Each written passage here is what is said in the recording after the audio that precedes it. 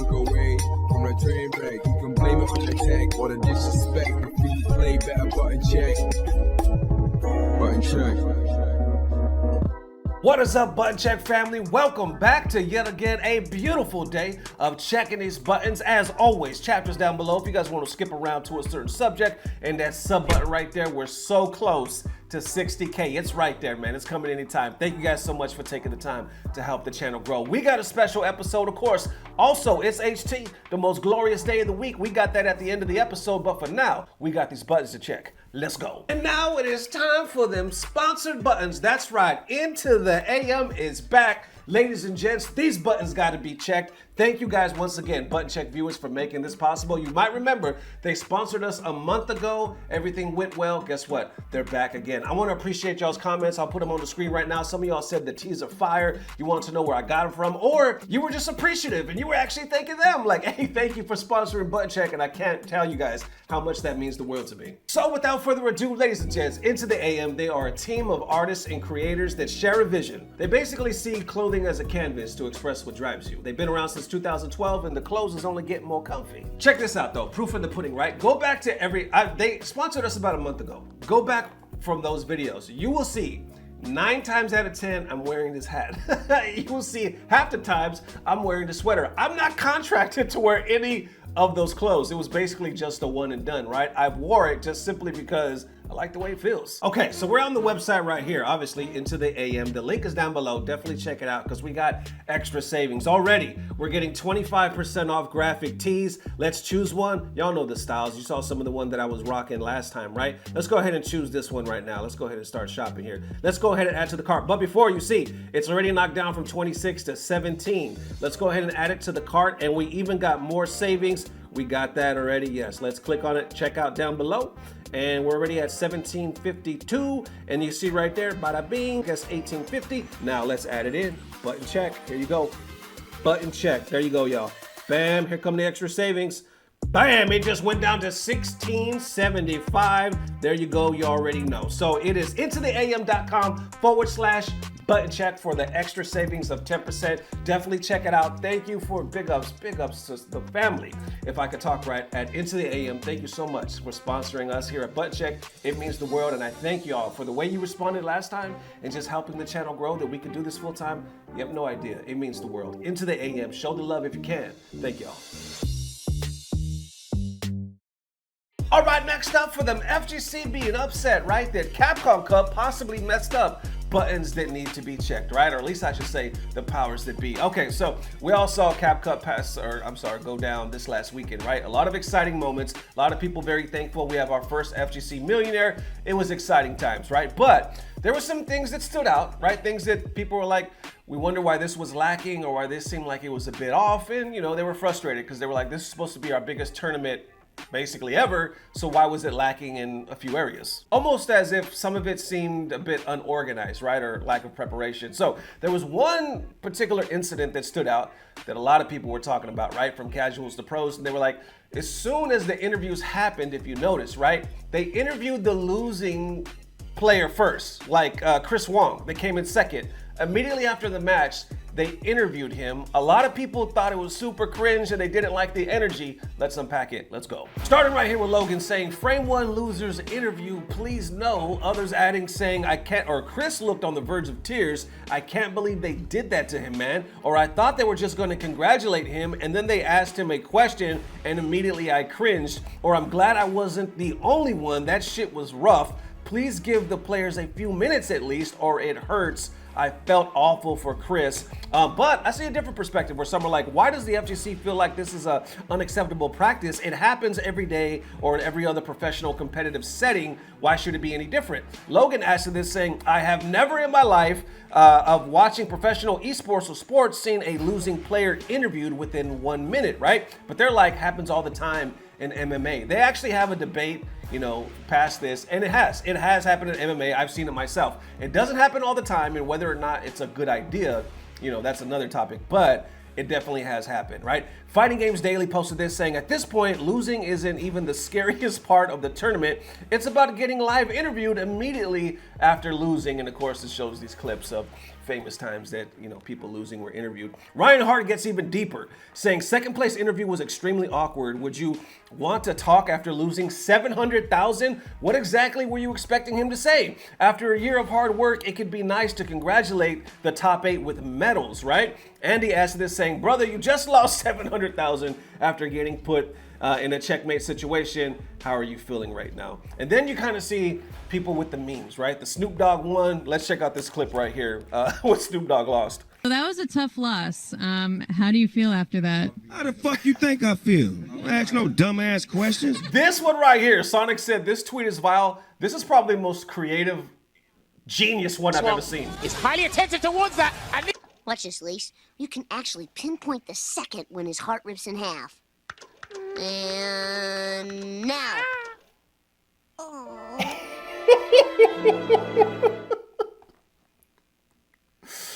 That, look, yeah, okay. That's one of those where you're like, man, y'all wrong, but you cannot deny the genius of that shit, especially if you grew up with The Simpsons. Holy shit, that right there, that was godlike, right? So look, you have people arguing so far saying like, they were lacking on some sides. They shouldn't have interviewed him. A lot of people saying, you saw it, right? Saying they felt bad. They thought it was cringe. They thought he was on the verge of tears, right? But then you got that other side. You see Majin Obama posting this, right? Saying, I may be an exception, but I value seeing and hearing the emotional spectrum of the victors and losers of events. However, going from Uma's winning moment directly into loser's interview, into minute 1 or 1 minute champion interview, into short presentation from COO felt bad / poorly planned, right? If you notice, that's basically how it happened. We'll check it out here in a second. Right after he lost, like within a minute or so, they were interviewing Chris Wong, and it almost felt like it was cut off, like it was cut short. So it did kind of seem up in the air, right? Justin Wong responds to this saying, no top 8 award medals, nothing. Maj is like, it might be corny or whatever, but yeah, with the way it went down, I kind of felt bad for him, like his moment got muted. Justin was saying it really did. They left him on the stage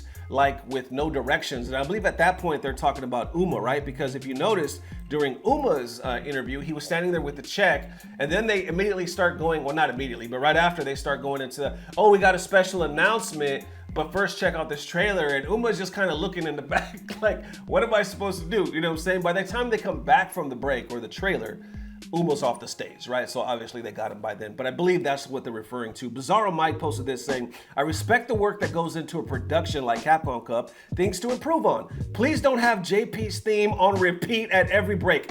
Everybody was complaining about that. Literally, they're like, this shit has been playing nonstop every day at the venue on stream. Why are we just playing JP's theme, right?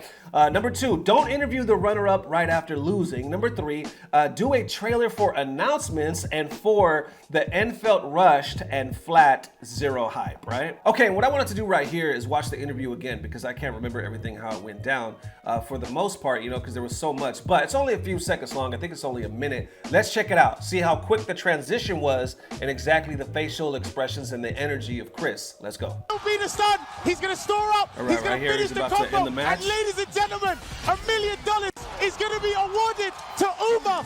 Nobody had him on the cards to take the cup. He's represented with jury. He's represented Taiwan. And he will be your first $1 million champion for Street Fighter 6 here at Capcom Cup 10. I still can't believe what jury was. Uma, man. Immaculate from start to finish. Making waves outside of the pools in the group stage. No denying him now. Making his name known amongst the crowd. Ladies and gentlemen, your okay, you see them coming on stage right here. And they're already getting Chris Wong ready to go. Well played there indeed. But so we've it's got to been hand what it at this over. point? A we minute see or our some hosts change, on maybe the 2. stage right now. Let's hand it over to them to properly congratulate our Street Fighter 6 champion. So I don't even know if Chris Wong knew he was going to be interviewed at this point. Ladies and gentlemen, right here. Can we please make some noise for our Capcom Cup 10 runner-up and winner of $300,000, Chris Wong!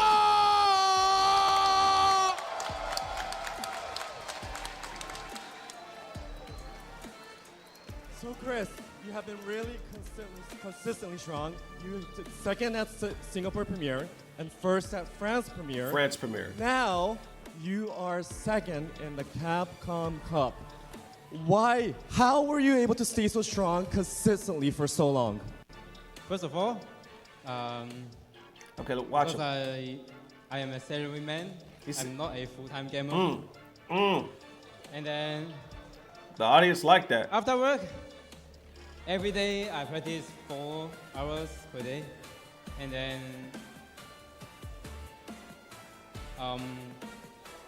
Japanese player always invite me to custom room to play fans for them. Okay. And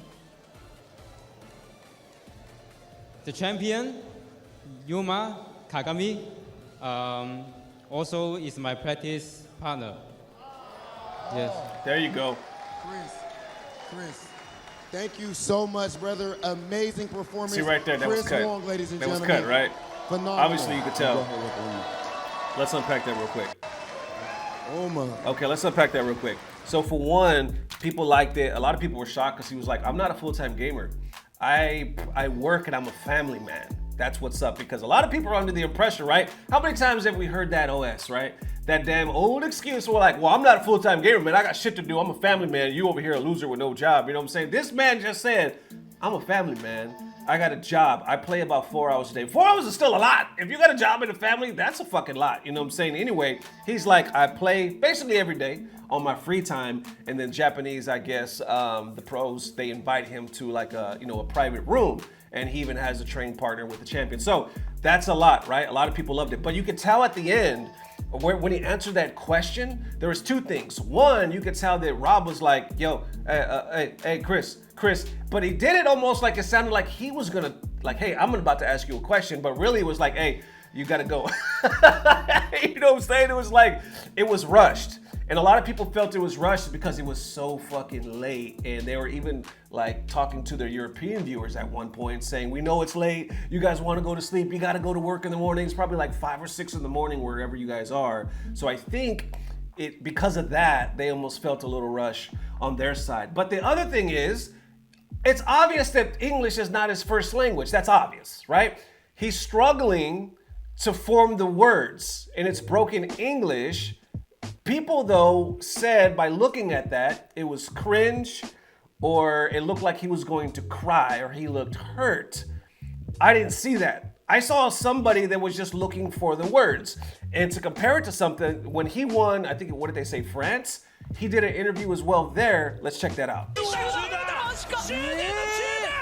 This one was godlike.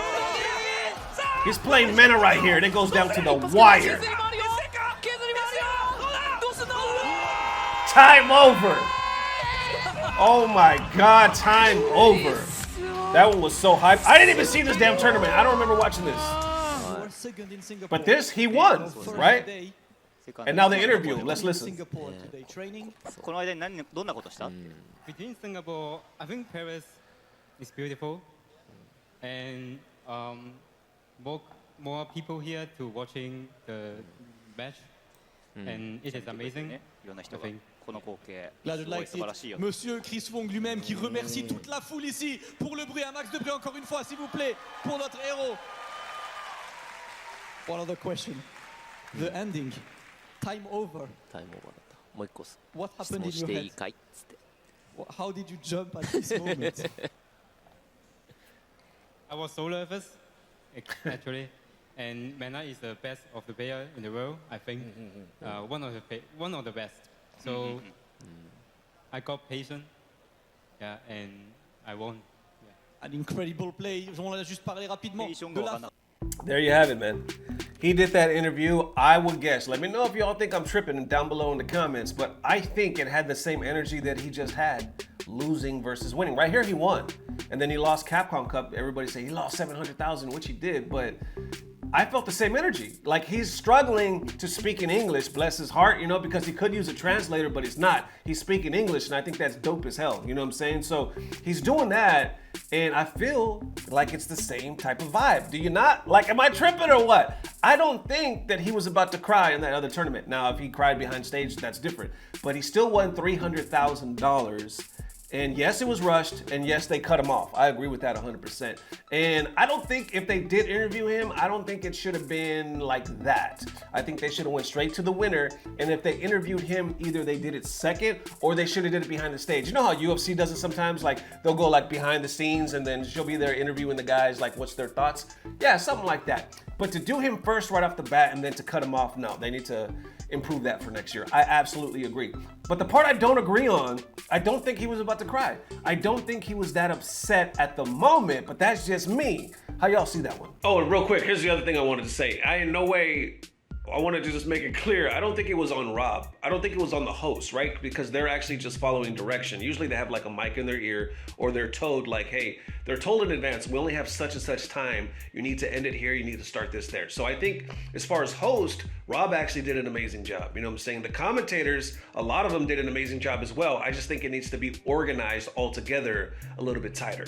How y'all feeling? And along that same train of thought, we got MenaRD, right, actually posting some positive vibes, right? Right after the cup, he posted this saying, as we are quick to voice our concerns and complaints about the bad things, we also can't forget to give the good things the props they deserve. I want to give a huge thank you and a post of appreciation to the current Capcom team fighting so hard to make this happen. God bless you. Some comparisons with the old trophies that stand no chance to the beauty that will brighten my mornings as long as I can see it. A reminder of what dedication, teamwork, and faith can do for you. Never give up. How many times on this channel have we talked about Mena's trophies?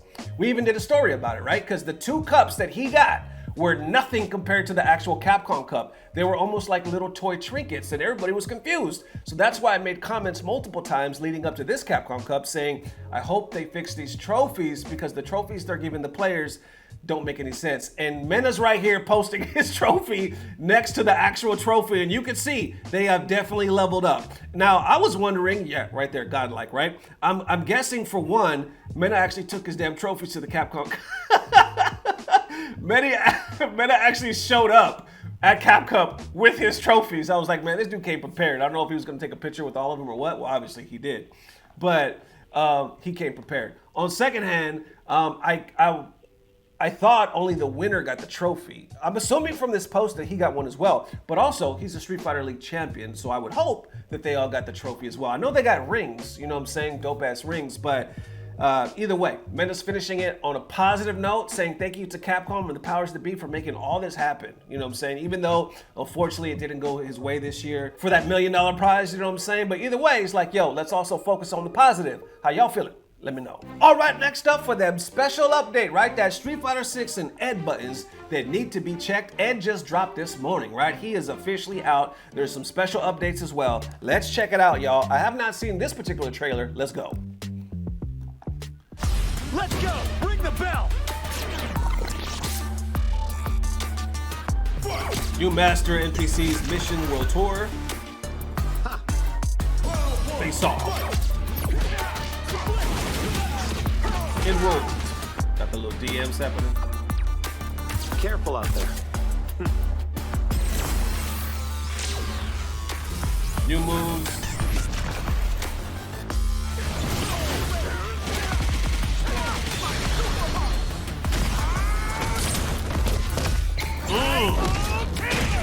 Fighting ground. Arcade mode, combo trials, customizations. Oh, beating up that damn music. This dude said, I didn't hear no bell. That's what's up. I didn't hear no bell. New challenger. Some Rocky vibes, baby. Available now. There you go. As of this morning.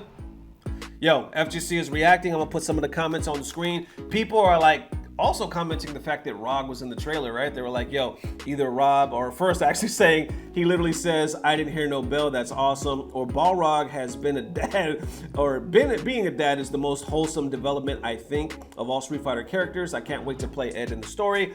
Or they have totally given Balrog a Piccolo character arc and a great dad. I want to see him as a character in the future. I think we all do, right? Nicely done. Only Akuma left. What a moment that's gonna be, and I agree. That's crazy to see the transition to Rog, but I would also definitely like to see him, right? Obviously 100% as a playable character. And one more thing I wanted to add to this. There are some updates with this, but it's not the full character like patch.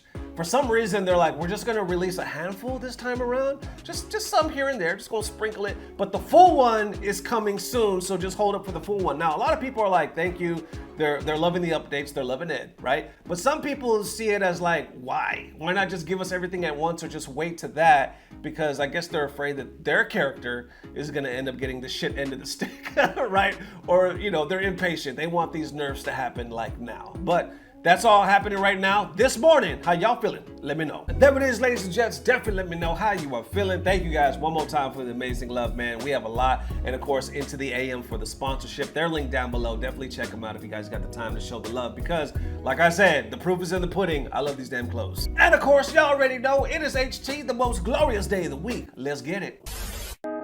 Let's go by and get down real slick, man. I hope the kids ain't around. It's honey.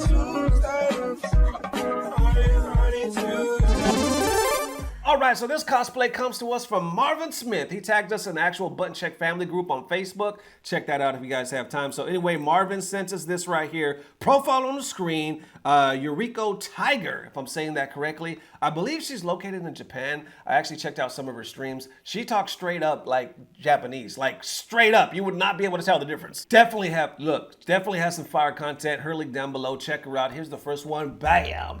Does some MenaRD cosplay, right? In Street Fighter 6, I'm digging it. Ooh, here we go, another one right there. And another one, look, and this ain't even all it, you know what I'm saying? Like I said, check it out. This right here, this got my blessings. And you already know, since we are evolving here on Button Check, we also gotta have the male cosplay, right? Equal rights as always. Here we go. Bam, there it is. Hey, thank you guys for tuning in. Thank you guys for the amazing love. We will see you soon. If not tomorrow, definitely the next day. And as always, I don't know what it is, but I know it's about to get better. Love y'all forever. Peace. Blah, blah, blah. Subscribe. And now for that moment of FGC Bliss. You know what I'm gonna do? I'm just gonna replay the Sonic Fox, the Vile meme that we saw, you know, about Chris Wong. Like I said, no disrespect to Chris Wong. The man did his thing. And after watching a lot of his backstory, I'm a fan. To be a family man and only play like 4 hours a day compared to how all these other guys are playing and training like all day, every day. You know what I'm talking about, the level, right?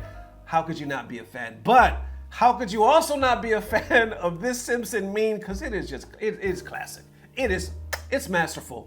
Enjoy. Swung is highly attentive towards that. And Watch this, Lise. You can actually pinpoint the second when his heart rips in half.